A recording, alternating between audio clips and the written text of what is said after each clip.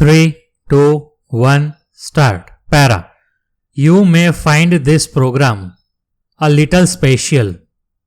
This time, we have decided to discuss in detail all the aspects that have been planned in the budget with different sectors that are directly concerned with the provisions of this judgment, so that when the new budget comes into force from April 1, all the schemes become applicable for the same day, are taken forward, and the months of February and March are utilized for this preparation para. Now that we have preponed the budget by about a month, we have 2 months time. Therefore, we are constantly talking to the people of different sectors so as to get the maximum advantage. Earlier, we discussed with all those concerned with infrastructure and defense sectors. Today, I have got the opportunity to talk to the people of the health sector para. The budget allocated to the health sector in this year's budget is unprecedented and shows the government's commitment to provide better health care to every citizen. In a way, last year was a kind of ordeal for the country, for the world, for the whole of mankind, and especially for the health sector. Para. I am happy that all of us and the health sector of the country have succeeded in this ordeal. We have succeeded in saving the lives of many. Within a few months, the way country set up to network of about 2,500 labs and reached a milestone of 21 crore tests from a mere dozen tests, all of which has been possible because of the cooperation between the government and the private sector para. Corona taught us a lesson that we not only have to fight the pandemic only today, but also to prepare the country for any such situation in future. Therefore, it is equally necessary to strengthen every sector associated with healthcare. We have to focus on everything from medical equipment to medicines, from ventilators to vaccines, from scientific research to surveillance infrastructure, from doctors to epidemiologists, so that the country is better prepared for any health disaster in future. Para. This is the inspiration behind the PM Atmanirbhar Swasth Bharat scheme. Under this scheme, it has been decided that a modern ecosystem would be developed from research to testing and treatment in the country itself. The PM Atmanirbhar Swasth Bharat scheme would enhance our capabilities in every spectrum. As per the recommendations of the 15th Finance Commission, local bodies will get more than rupees 70,000 crore rupees, keeping health services in mind. That is, the government's emphasis is not only on investment in healthcare, but also to expand the healthcare access to far-flung areas of the country.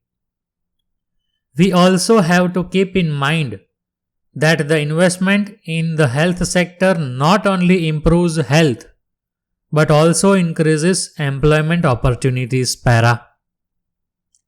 The world has taken note of India's robust health sector which has demonstrated its experience and ability during Corona. Today, the prestige of India's health sector and the trust in it has reached a new level all over the world.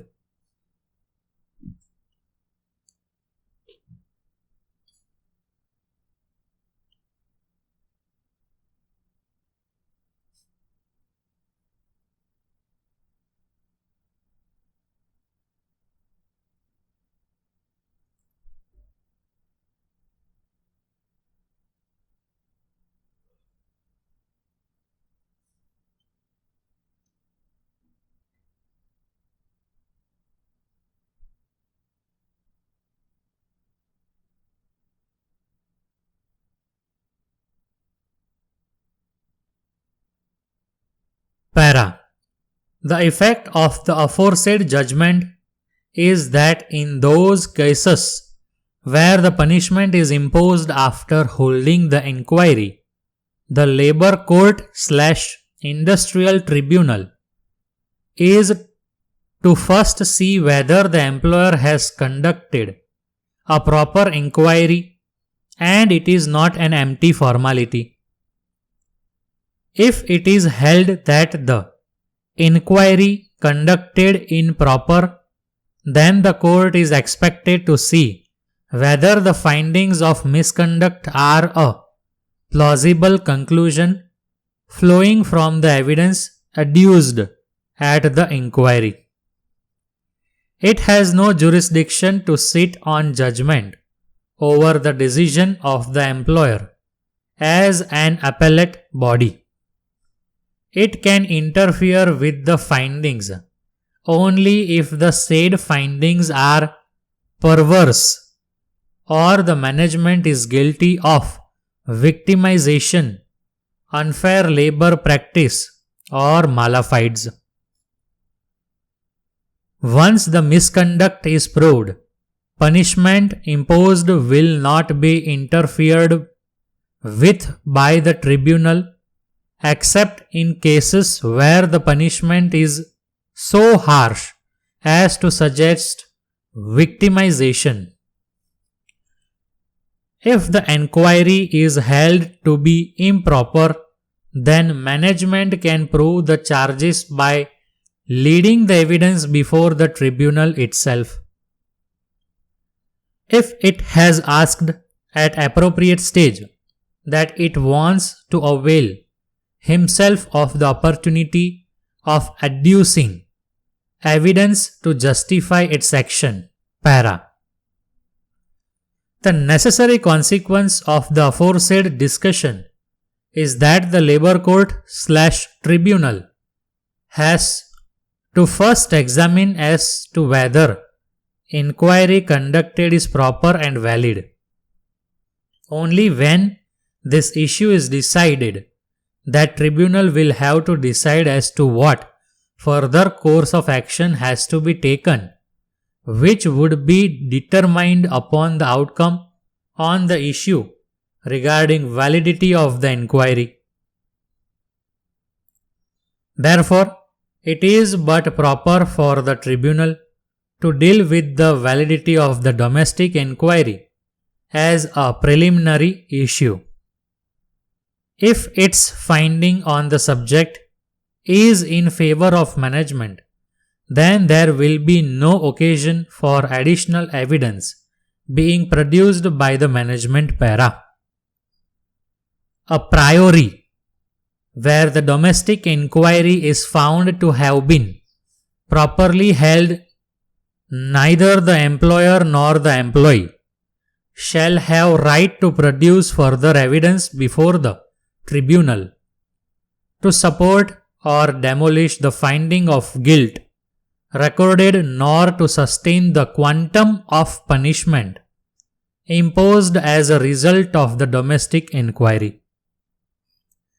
Therefore, in all such cases where the punishment imposed by the workman is impugned by the workman as a result of departmental/domestic inquiry conducted against the workman and an issue is framed whether such departmental inquiry is valid, fair, and proper. Such an issue should be decided as preliminary issue. It should be more so when management, like in the instant case, specifically requested for same. Accordingly, I hold that the CGIT should have treated issue number 1 as preliminary issue para. Now I shall deal with the second issue relating to burden of proof. Principles regarding burden of proof are stipulated in Chapter 7 of Indian Evidence Act 1872. General principle which is laid down in these sections, particularly sections 101 and 102, is that he who asserts must prove, that is, burden of proof is the obligation to adduce evidence to the satisfaction of the tribunal or court in order to establish the existence or non-existence of a fact contended to by a party.